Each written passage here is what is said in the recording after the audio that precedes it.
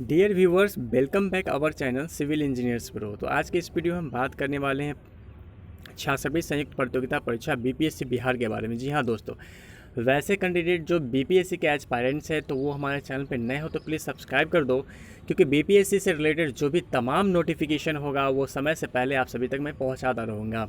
तो वीडियो को लाइक कर देना, अपने ग्रुप में भी शेयर कर देना जहाँ इस वीडियो का ज़रूरत है। इस वीडियो में हम बात करेंगे, पूरी डिटेल में बात करेंगे कि आखिर जो है कितना बहाली है, किस दिन से फॉर्म को भरा जा सकता है, लास्ट डेट क्या है, क्वालिफिकेशन क्या होगा, सिलेबस क्या होगा, सैलरी क्या होगा, एसडीएम पोस्ट है या नहीं है। तो पूरा डिटेल्स में बात करेंगे, तो बने रहिए इस वीडियो में अंत तक।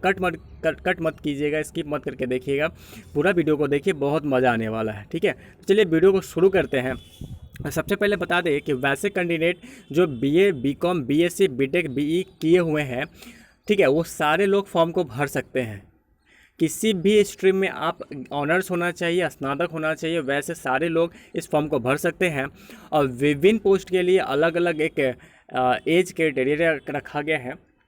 ठीक है, किसी में मिनिमम 20 चाहिए, किसी में 21 चाहिए, किसी में 22 चाहिए, इस तरह का है। तो पूरा सिलेबस के बारे में बात करेंगे और ऑप्शनल कौन कौन से सब्जेक्ट को ले सकते हैं, पसंद कर सकते हैं, उसके बारे में भी हम बात करेंगे इस वीडियो में। तो बने रहिए इस वीडियो में अंत तक। चलिए ऑफिशियली जो भी नोटिफिकेशन है उसके माध्यम से आप सभी को अवगत कराते हैं।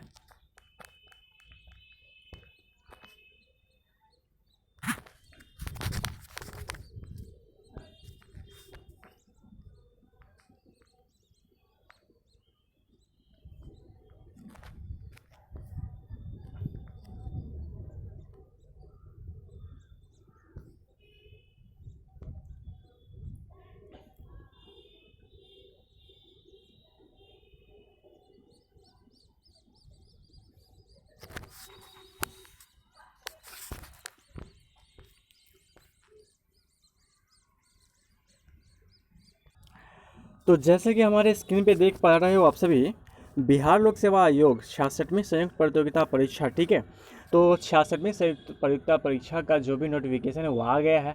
बहुत दिनों से हमारे जो एस्पायरेंट्स है वो इंतज़ार में थे कि कब आएगी ये बहाली, और बहुत लोग इसके इंतज़ार में थे। तो अब आ गई है, आपका जो इंतज़ार का घड़ी था वो अब ख़त्म हो गया है। ठीक है, तो अब जो है आपका मेहनत करने का जो है समय शुरू हो रहा है। तो जो एस्पायरेंट्स है वो इस चीज़ के लिए अब जुट जाए, एक होकर जो है मेहनत कर। ठीक है, तो बहुत सारे पोस्ट है, लगभग 14 पोस्ट है, जिसमें विभिन्न कैटेगरियों में जो है वैकेंसी आई है। ठीक है, टोटल 731 बहालियाँ हैं। ठीक है, तो इसमें जो है देख सकते हैं पुलिस उपाधीक्षक है, तो बहुत सारे पोस्ट है इसके बारे में। और इसमें क्या जो है डेट रखा गया है, सबसे पहले बता दूं मैं कि आप इस फॉर्म को कब से फॉर्म को भर सकते हैं। ठीक है, तो वैसे जो भी कैंडिडेट हमारे चैनल पे नए हैं तो प्लीज़ चैनल को सब्सक्राइब कर दें, और ताकि जो है आगे तमाम इस बीपीएससी से रिलेटेड जो भी नोटिफिकेशन आएगा आप सभी तक पहले पहुँचेगा।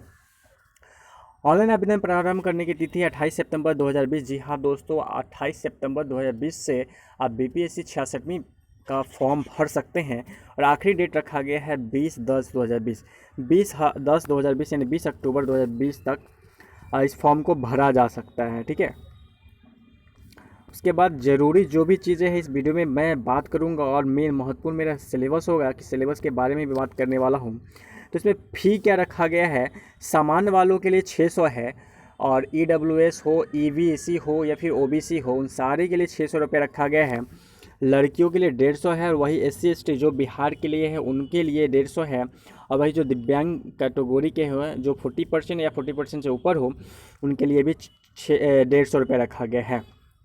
ठीक है, उसके बाद देखिए मेगा सूची के लिए क्या है कि परीक्षा की रिक्तियों को भरने के नियमित संयुक्त प्रतियोगिता परीक्षा के सफल अभ्यर्थियों की सूची प्रकाशित की जाएगी तथा उनकी अंतर्वीक्षा के पश्चात अंतिम परीक्षा फल, मतलब कि वैसे कैंडिडेट जो मेंस क्वालिफाइड करेंगे और उनको इंटरव्यू में बैठना पड़ेगा, इंटरव्यू क्लियर करते हैं तभी उनको उनका जो है मेरिट लिस्ट तैयार किया जाएगा। ठीक है, शारीरिक क्षमता, वैसे जो डिफेंस लाइन के पोस्ट है उसमें शारीरिक क्षमता चाहिए होगा।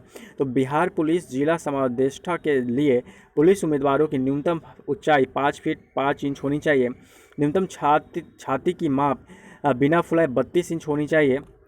ठीक है। वही SC ST वालों के लिए क्या होना चाहिए देख लीजिए, न्यूनतम जो है 5 फीट 3 इंच होना चाहिए। छाती की माप बिना फुलाई 31 इंच होनी चाहिए। महिलाओं के लिए 5 फीट 2 इंच होनी चाहिए हाइट। ठीक है, तो ये पुलिस विभाग के लिए है। जो पुलिस विभाग चूज करना चाहते हैं वो अपना शारीरिक क्षमता देख लें कि आप उसके ऊपर बैठ पा रहे हैं कि नहीं बैठ पा रहे हैं। उसके बाद उम्र सीमा क्या है, तो मिनिमम आपका 20 होना चाहिए। ठीक है, वही अगर अलग अलग पोस्ट भरना है जैसे कि क्रम संख्या 8 9 10 11 12 13 14 पोस्ट के लिए 21 होना चाहिए। वहीं 3 4 5 6 एवं 7 के लिए 22 होना चाहिए।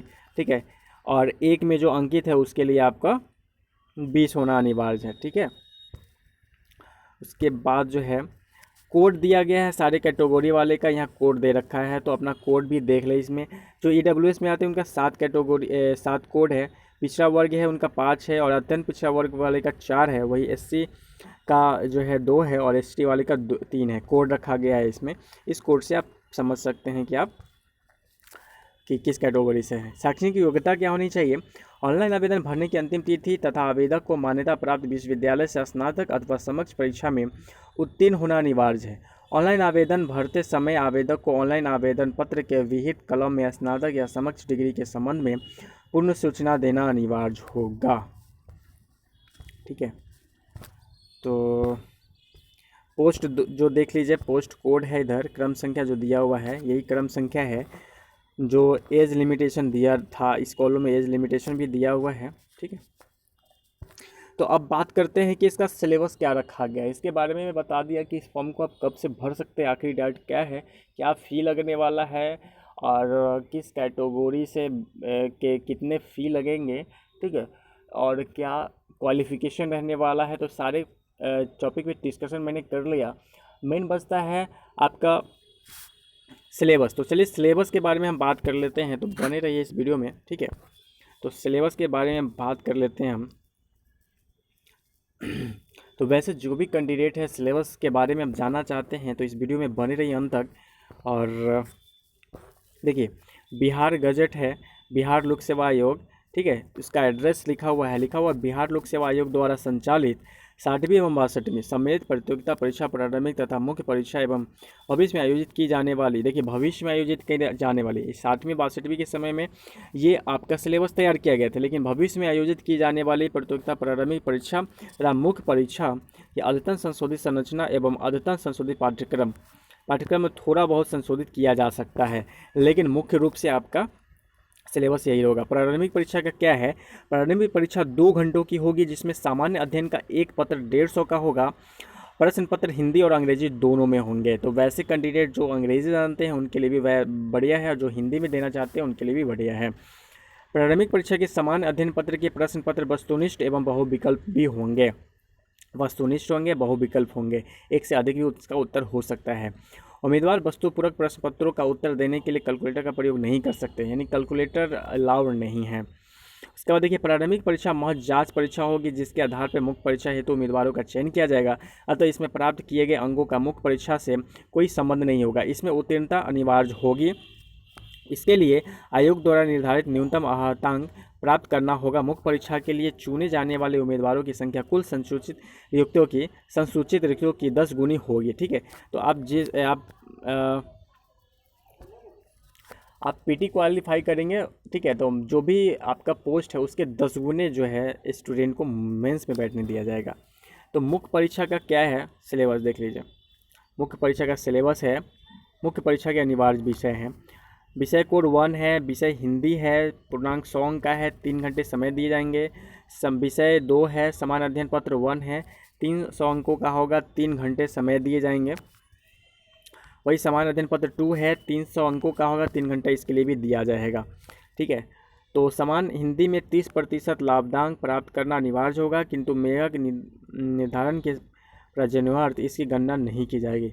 ऐच्छिक विषयों का मानक लगभग वही होगा जो पटना विश्वविद्यालय की 3 वर्षीय ऑनर्स परीक्षा का है। ठीक है, ऐच्छिक विषय, तो ऐच्छिक विषय देख लीजिए, इसमें से आप ले सकते हैं। ऐसे ऐच्छिक विषय मैंने आपको और जो ऑफिशियल नोटिफिकेशन है उसमें भी बताया आपको। देखिए इसमें क्या है, ऐच्छिक विषय प्रत्येक विषय का 300 का होगा। प्रत्येक अभ्यर्थियों को निम्नलिखित विकल्प विषयों के विषय कोड 4 से विषय कोड 37 तक में से मात्र एक वैकल्पिक विषय का चयन करना होगा, जिसमें से पूर्व के दोनों पत्रों के पाठ्यक्रम को मिलाकर 300 अंकों का मात्र एक ही प्रश्न पत्र होगा एवं परीक्षा की अवधि 300 अंकों की होगी। तो प्रत्येक विषय 300 का होगा। ऐच्छिक विषय जो है 300 के होंगे, जो इसमें से आप चूज करते हैं। ठीक है, तो आगे देखिए सिलेबस है। व्यक्तिगत परीक्षा क्या होगा, मतलब इंटरव्यू होगा। मुख्य परीक्षा में सफलीभूत उम्मीदवारों का व्यक्तित्व परीक्षण 120 अंकों का होगा। तदुपरांत मुख्य परीक्षा के 900 अंक एवं साक्षात्कार के 120 अंक, कुल 1020 अंकों के आधार पर मेगा सूची तैयार होगी। 120 अंकों का आपका इंटरव्यू होगा, वही 900 अंकों का मुख्य परीक्षा होगा। आयोग सफल उम्मीदवारों को उनमें से किसी भी सेवा या पद के लिए अनुशंसित करने का अधिकार रखता है जिसके लिए उम्मीदवार ने इच्छा प्रकट की है, जिसके लिए आयोग उसे योग्य समझता है। ठीक है, उसके बाद जो है आपका सामान्य भूगोल है। ठीक है, मुख्य परीक्षा के लिए प्रारंभिक परीक्षा का पाठ्यक्रम है, सामान्य भूगोल है। उसके बाद सामान्य मानसिक योग्यता जांच करने वाला प्रश्न है। उसके बाद मुख्य परीक्षा के लिए मानक एवं पाठ्यक्रम की विवरणी है। सामान्य हिंदी है। इस पत्र में प्रश्न पत्र बिहार विद्यालय परीक्षा समिति के माध्यमिक स्तर के होंगे। इस परीक्षा में सरल हिंदी में अपने भावों को स्पष्टता एवं शुद्ध रूप में व्यक्त करने की क्षमता और सहज बोध शक्ति की जांच समझी जाएगी। निबंध 30 अंक का होगा, व्याकरण 30 अंक का होगा, वाक्य विन्यास 25 अंक का, संक्षेपण 15 अंक का होगा। ठीक है, इसके बाद सामान्य अध्ययन के प्रश्न पत्र 1 और प्रश्न पत्र 2 के भाग के निम्नलिखित क्षेत्र होंगे। सामान्य अध्ययन पत्र 1 भारत का आधुनिक इतिहास और भारतीय संस्कृति होगा। राष्ट्रीय तथा अंतर्राष्ट्रीय महत्व का वर्तमान घटना चक्र होगा। सांख्यिकी विश्लेषण, आरेखन और चित्रण होगा। वही सामान्य अध्ययन पत्र 2 जो होगा भारतीय राज्य व्यवस्था होगा, भारतीय अर्थव्यवस्था और भारत का भूगोल होगा। भारत के विकास में विज्ञान और प्रौद्योगिकी विकास और प्रभाव होंगे। इनका डिस्क्रिप्शन, इनका जो है डिस्क्राइब रूप है। वही ऐच्छिक विषय लिखते हैं, खंड 1 के बारे में दिया हुआ है, या ऐच्छिक विषय के बारे में दिया हुआ है। ठीक है, तो इसमें पूरे सिलेबस का ही वर्णन है। तो इस PDF अगर आपको चाहिए PDF, तो डिस्क्रिप्शन बॉक्स में मैं दे दूंगा, वहाँ से आप जाकर डाउनलोड कर सकते हैं। अगर नोटिफिकेशन का भी आपको PDF चाहिए, 66वें का नोटिफिकेशन का PDF, तो मैं उसको भी डिस्क्रिप्शन बॉक्स में जाकर दे दूंगा, आप वहाँ से भी डाउनलोड कर सकते हैं। तो इस वीडियो में पूरा डिस्क्रिप्शन में मैं पूरा डिटेल्स में बात कर लिया 66वीं प्रतियोगिता परीक्षा के बारे में, BPSC के बारे में। तो वैसे कैंडिडेट जो हमारे चैनल पर नए तो प्लीज़ सब्सक्राइब कर देना। आगे तमाम BPSC का जो भी संबंधित नोटिफिकेशन होगा मैं आप सभी तक पहुंचाता रहूँगा। बेल आइकन बटन को भी दबा देना, वीडियो को लाइक कर देना, अपने ग्रुप में भी शेयर कर देना, अपने सोशल मीडिया में भी शेयर कर देना, ताकि ज़्यादा से ज़्यादा इस वीडियो का लाभ लोग उठा सकें। ठीक है, तो चलिए मिलते फिर नेक्स्ट वीडियो में। तब तक के लिए धन्यवाद।